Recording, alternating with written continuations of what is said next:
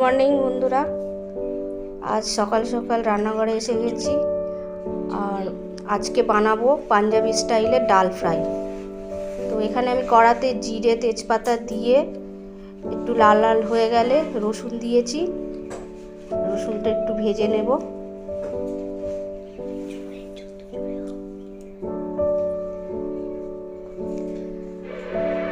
রসুনটায় ভাজার পর আমি এখানে একটু পেঁয়াজ কুচি আর একটু আদা কুচি দিয়ে দেব।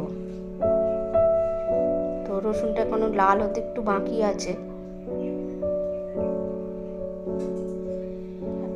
আদা কুচি দিয়ে দিলাম।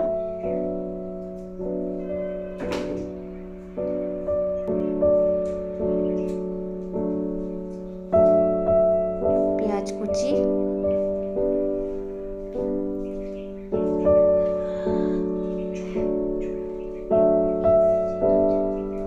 পেঁয়াজ আর আদা রসুন সব একসঙ্গে ভালো করে ফ্রাই করে নেব।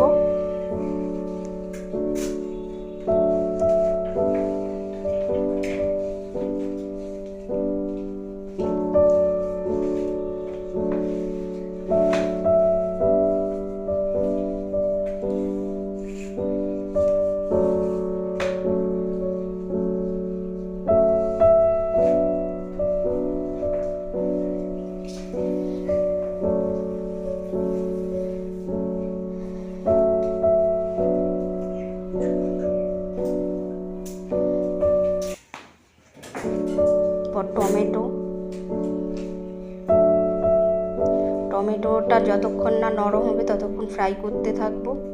একটু নরম হওয়া পর্যন্ত অপেক্ষা করব।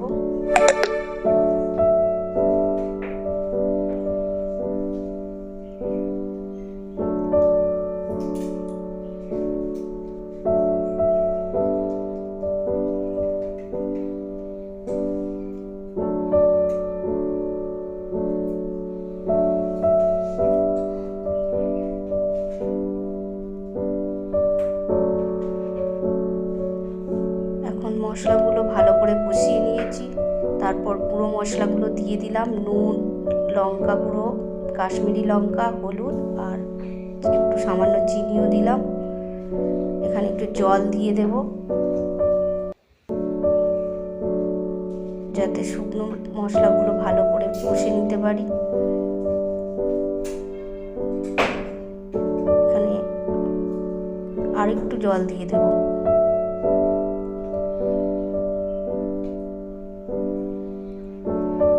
গ্যাসটা একটু বাড়িয়ে দিলাম। সমস্ত মশলা ভালো করে কষে নেব।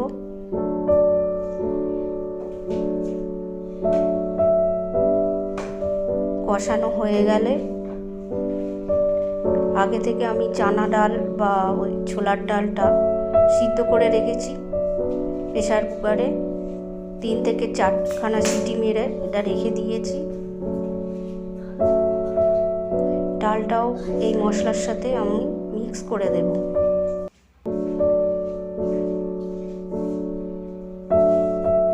এখানে সচরাচর পাঞ্জাবিরা এইভাবেই ডাল রান্না করে। এটাকে ওরা ডাল ফ্রাই বলে। এইভাবে কড়াতে মশলা দিয়ে রান্না করা। ডালটা মশলার সাথে মিশিয়ে নিতে হবে ভালোভাবে।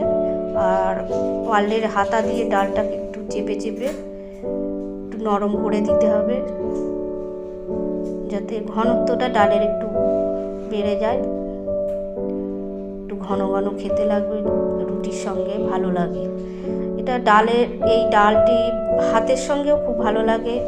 রুটি ভাত যেভাবে যার যেমন ইচ্ছা খেতে পারেন। আমি একটু এখানে খুন্তি দিয়েও একটু চেপে চেপে দিচ্ছি যাতে ডালটা গলে যায়।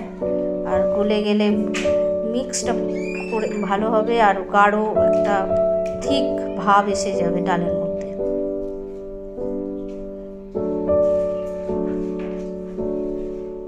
তো এইভাবে 5 থেকে 10 মিনিট আরও আমি ডালটাকে সিদ্ধ করে নেব এই মশলার সঙ্গে, যাতে মশলা আর ডাল সমস্তটা মিলেমিশে যায়।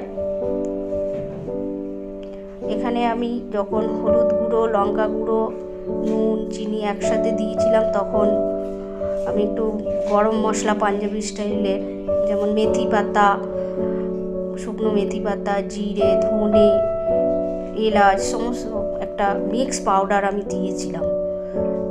আর এখানে আরেকটু আমি জলও দিয়ে দিলাম। প্রেশার কুকারে বাকি ডালটা ছিল ভিতরে, সেটাও আমি দিয়ে দিলাম। দিয়ে ফোটাতে থাকবো বেশ কিছুক্ষণ, অন্তত 5 থেকে 10 মিনিট এটা ফোটাতে হবে।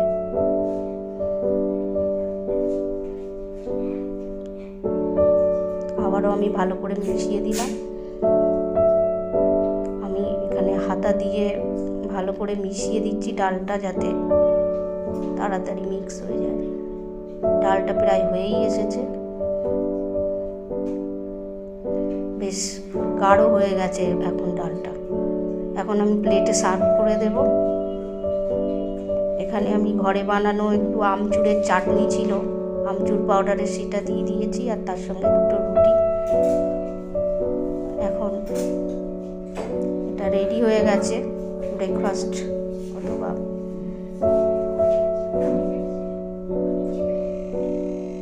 লাঞ্চেও এটা খেতে পারেন, বা ব্রেকফাস্টে যে যখন খায়। সাধারণত রুটি বাঙালিরা ব্রেকফাস্টেই খেয়ে নেয়, আর পাঞ্জাবিরা তো দুপুরে রুটি খায়, আবার সকালেও খায়। তো বাড়িতে কেউ ছিল না, সেই জন্য আমি মানুকেই এখানে খেতে বসিয়ে দিয়েছি, আর ও এখন খাচ্ছে। ও টেস্ট করে বললো, মা ডালটা ভালো হয়েছে।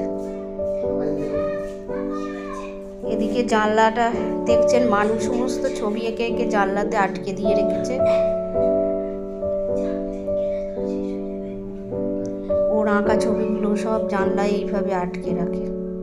তো এখানে খাক, ততক্ষণ আমরা আস্তে আস্তে একটু ঘুরিয়ে আসি, বাইরে দেখে আসি বাইরের পরিবেশটা, আপনাদেরও ভালো লাগবে। তো চলুন বাইরের দিকটা দেখে আসি। বেশ আজ রোদও বেরিয়েছে, ঝলমল করছে রোদ।